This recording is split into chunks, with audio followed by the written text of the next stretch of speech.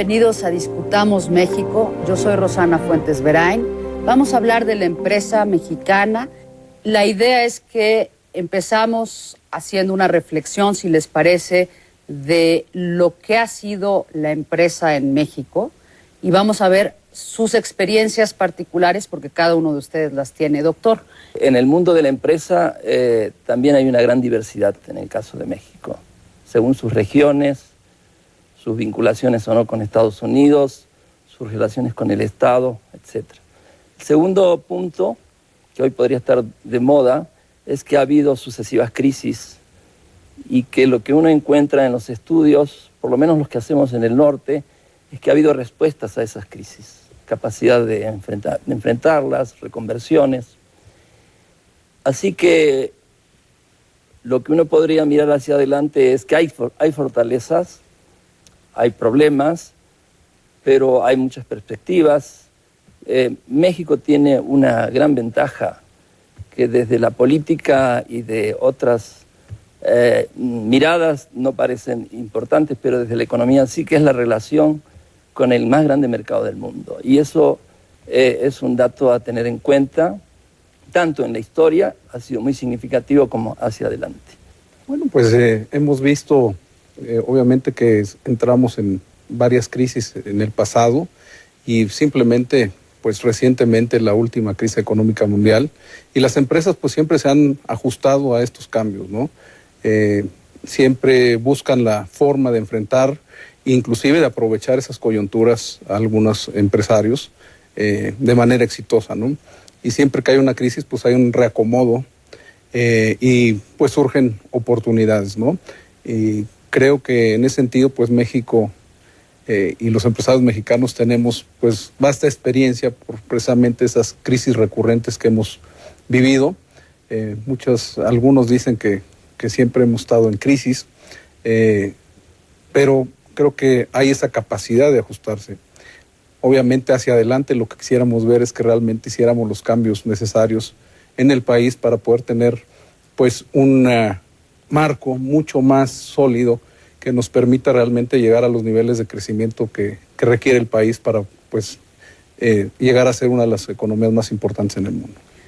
México es un país muy interesante para nosotros, principalmente por el tamaño que tenemos, por las características que se presentan que ya lo mencionaba Mario, ¿no? Las interdependencias con Estados Unidos.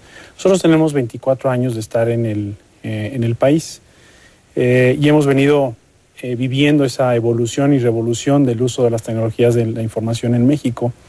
Bill Gates siempre trajo una premisa de decir una computadora en cada escritorio y en cada hogar. Cuando tú ves esto y lo que ha pasado en estos últimos años, hay 1 billón de personas hoy en el mundo que tienen acceso a una computadora. Hay más de 1 billón de personas en el mundo que tienen acceso a las tecnologías de la información. Y para nuestros países es fundamental la tecnología, ¿no? En términos de cómo podemos ser más competitivos, llegar a ser más eficientes. Se requiere de innovación y de tecnología. Y de no olvidarnos de que países como nosotros, el 98% somos pymes. Somos pequeñas y medianas empresas y las tecnologías deben de ayudar a crear ese gran siguiente paso que un país como México requiere. Es una realidad en los últimos 20 años y valdría la pena analizar y poner un poco de contexto.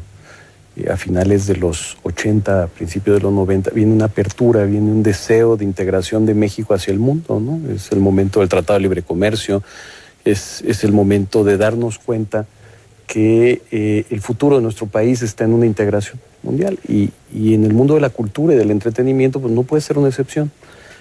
La evolución que ha habido es increíble. México, de estar alejado de los circuitos internacionales durante muchísimos años, hoy es uno de los 5 mercados de entretenimiento más importantes del mundo en estos 20 años, en donde se pensaba que no podía haber un negocio o una industria. Pues surge una industria muy vigorosa, ¿no? muy pujante, y es fenómeno de ese contexto del que hablamos. Quizá mi industria no hubiera florecido de no haberse dado la coyuntura muy puntual de ese deseo del país de abrirse hacia el mundo, ¿no? El asunto es cómo balancear, ¿no? Como está sucediendo en estos momentos con la reunión de los 20. Algunos piden restricciones fiscales y otros quieren seguir invirtiendo. Entonces la respuesta de algunos ha sido, bueno, se hace de acuerdo a las condiciones de cada país y no una sola política, ¿no? Entonces con las épocas pasa lo mismo. Hay épocas que tienen sus virtudes, que hay que reconocerlas, pero también ya no se puede volver atrás. Y la apertura ha traído sus problemas y sus ventajas. Según en el lugar donde estemos es también el punto de vista, ¿no? Entonces con las épocas pasa lo mismo. Hay épocas que tienen sus virtudes, que hay que reconocerlas, pero también ya no se puede volver atrás. Y la apertura ha traído sus problemas y sus ventajas. Según en el lugar donde estemos es también el punto de vista, ¿no? Pongamos en este ejemplo de la globalización lo que significa el Internet hoy en día, ¿no? Hoy en día tú tienes acceso a Internet y con el solo hecho de tener acceso a Internet estás global, ¿sí? ¿Qué es lo que cambia radicalmente la forma en cómo utilizas el Internet? ¿Correcto? Correcto. O sea, no es lo mismo el accesar el Internet en México para una comunidad rural en Tlaxcala que accesar Internet en China, en una región, ¿sí? Entonces, la tecnología viene a dar esa gran, es uno, no puedo decir que es el factor, pero es uno de los grandes factores que vienen a democratizar muchísimo el fenómeno de la globalización. Y que desde el punto de vista de la empresa genera un cambio dramático, sustancial en cuanto a quién tiene el poder. El poder se va de las empresas a los consumidores. Hoy en día es el consumidor el que dicta, que decide. El que decide, el que tiene acceso a la información, el que sabe en dónde comprar, a qué precio.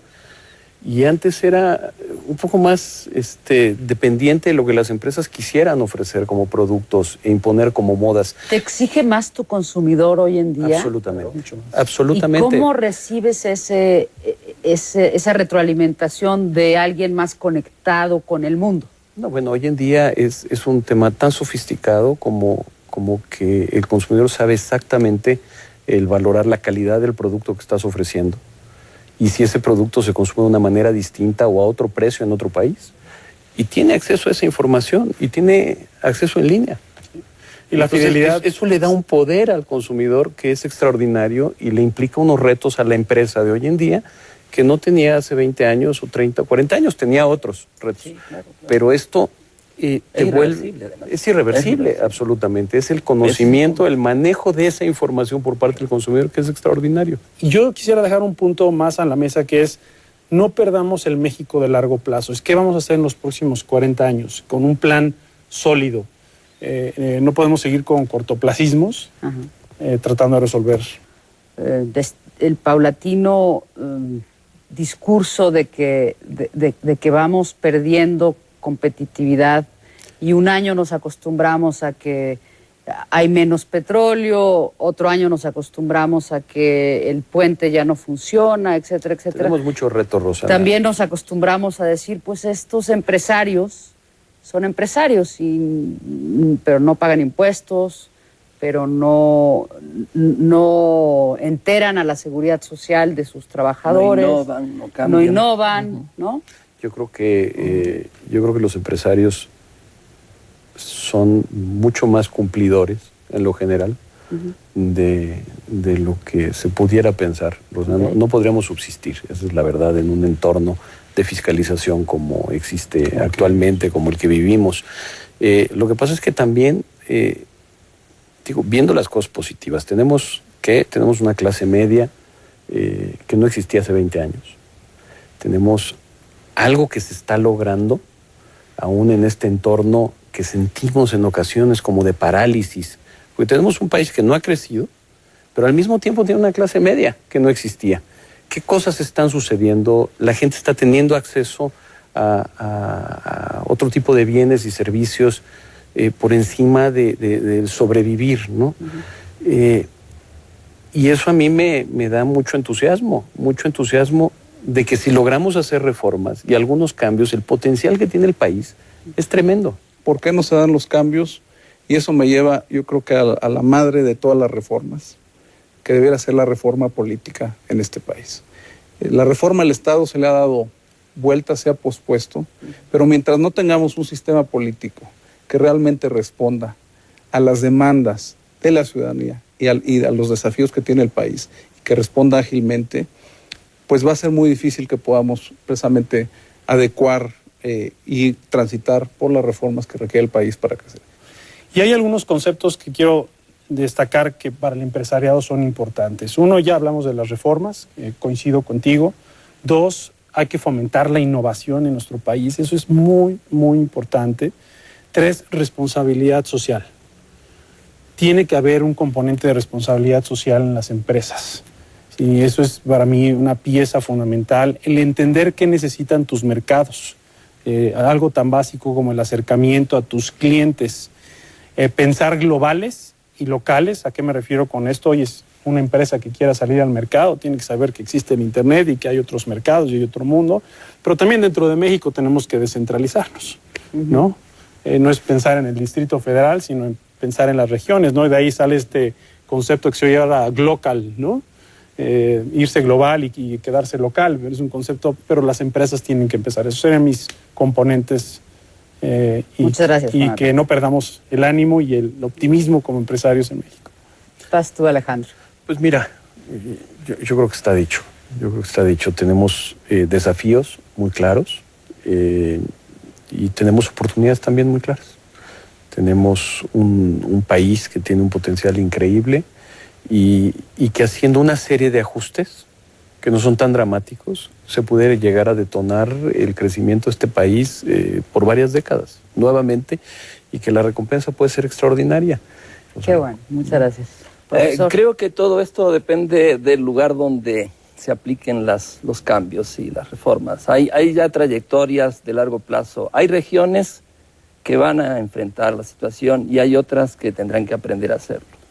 En ese sentido, yo creo que el norte está más dotado para enfrentar ciertos problemas que otras partes de México. Tiene muchos espacios que ya tienen 50, 60, 70, 80 años y con políticas públicas a favor o en contra, con devaluaciones o sin devaluaciones, con nacionalización de los bancos o no, siguieron. Creo que ese punto habrá que tenerlo en cuenta. Yo les agradezco el tiempo, el espacio, la voluntad de reflexionar. Yo estoy convencida, siempre lo he estado, que el empresariado mexicano y los mexicanos en general podemos competir de tú a tú en cualquier mercado. Yo no acepto que seamos, por tener un pasaporte verde con un águila, ciudadanos menos capaces de desarrollarnos a cualquier nivel, incluyendo el empresarial, porque tenemos mucha presencia en muchos otros ámbitos de la cultura, de las letras, etcétera. Y a veces los empresarios mexicanos no se valoran en toda su justa dimensión.